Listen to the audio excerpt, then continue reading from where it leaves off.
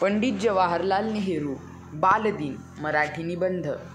भारताचे पहिले पंतप्रधान पंडित जवाहरलाल नेहरू यांचा जन्म 14 नोव्हेंबर 1889 रोजी अलाहाबाद येथे झाला. त्यांचा जन्मदिवस बालदिन म्हणून साजरा केला जातो. त्यांच्या वडिलांचे नाव मोतीलाल नेहरू होते. ते श्रीमंत कुटुंबातील होते आणि आईचे नाव स्वरूपराणी होते. वडील पेशाने वकील होते. जवाहरलाल नेहरू यांचे एकुलते एक पुत्र आणि त्यांना 3 मुली होत्या.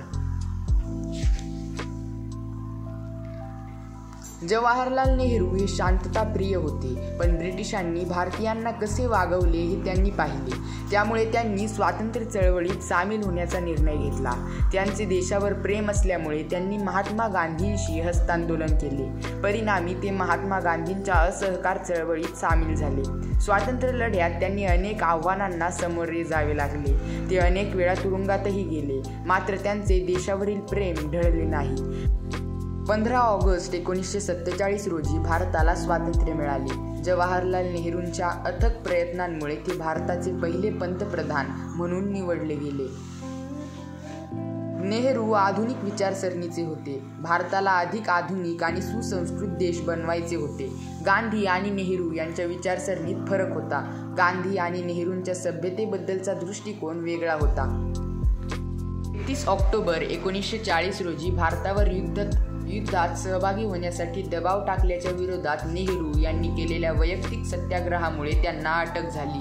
डिसेंबर 1941 मध्ये अन्य नेत्यांसह त्यांची सुटका झाली. 7 ऑगस्ट 1942 रोजी पंडित नेहरू यांनी मुंबईतील अखिल भारतीय काँग्रेस समितीच्या बैठकीत ऐतिहासिक भारत छोडोचा संकल्प सोडला. जानेवारी 1945 मध्ये सुटका झाल्यावर त्यांनी देशद्रोहाचा आरोप असलेल्या INA अधिकारी आणि व्यक्तीचा कायदेशीर बचाव केला. मार्च 1946 मध्ये त्यांनी दक्षिण पूर्व आशियाचा दौरा केला. 6 जुलै 1946 रोजी चौथ्यांदा ते काँग्रेसचे अध्यक्ष म्हणून निवडले गेले. 1951 ते 1954 पर्यंत आणखी 3 वेळा ते अध्यक्ष म्हणून निवडले. 27 मे 1964 रोजी या थोर व्यक्तीचा अंत झाला. धन्यवाद. व्हिडिओ आवडल्यास व्हिडिओला लाईक व मी मराठी या आपल्या यूट्यूब चॅनलला सबस्क्राईब करायला विसरू नका. तुम्हाला कोणत्या विषयावर भाषण किंवा निबंध हवा आहे ते कमेंट करून नक्की कळवा.